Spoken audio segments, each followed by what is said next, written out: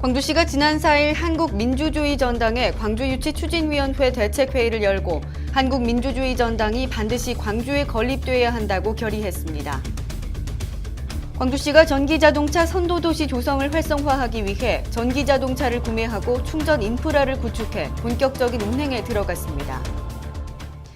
여러분 안녕하십니까? GTN 뉴스입니다.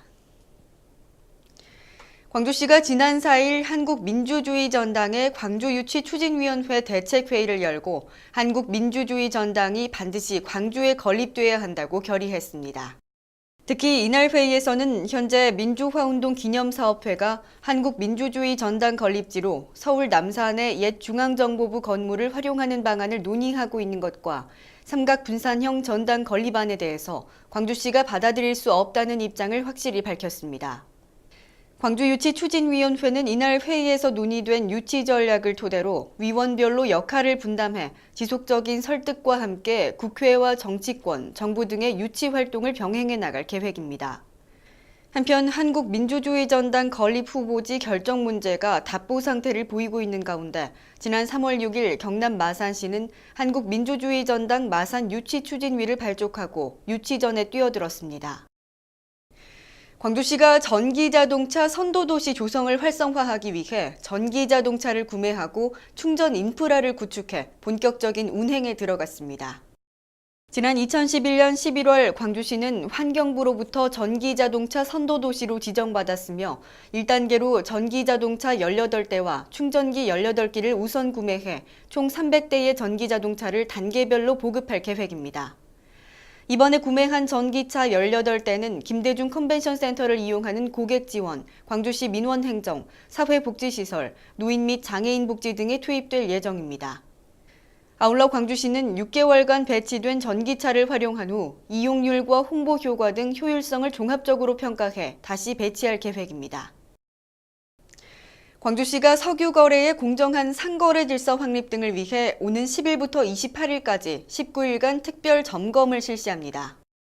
점검은 광주 소재 주유소 334곳에 대해 주유기 변조와 조작 여부, 사용공차 플러스 마이너스 0.75% 초과 여부, 재검정 실시와 봉인 훼손 여부 등입니다.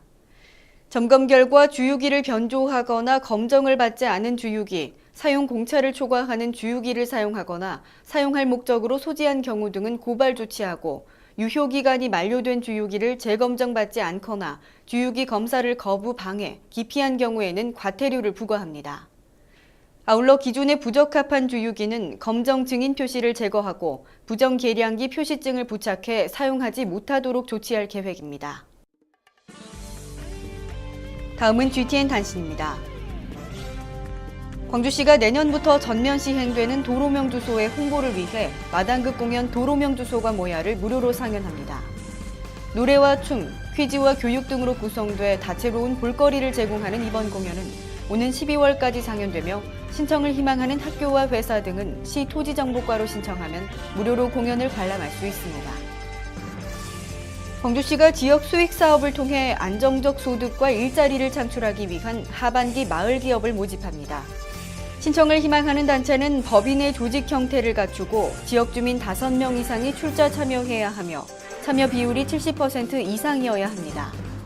선정된 신규 기업에는 유통업체 입점과 경영 컨설팅과 더불어 최대 3천만 원의 비용이 지원됩니다. 응모를 희망하는 단체는 서류를 지참해 오는 17일까지 소재지 관할구청에 직접 또는 우편 접수하면 됩니다.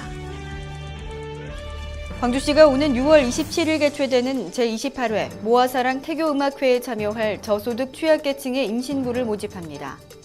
참가 대상은 광주시와 인근 지역에 거주하는 기초생활수급자, 사상위계층, 다문화 가정 등의 임신부이며 6월 25일까지 선착순으로 200명을 접수받습니다.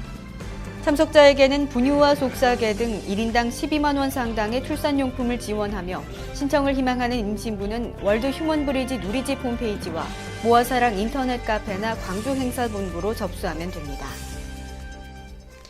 이상으로 GTN 뉴스를 마칩니다. 시청해주신 여러분 고맙습니다.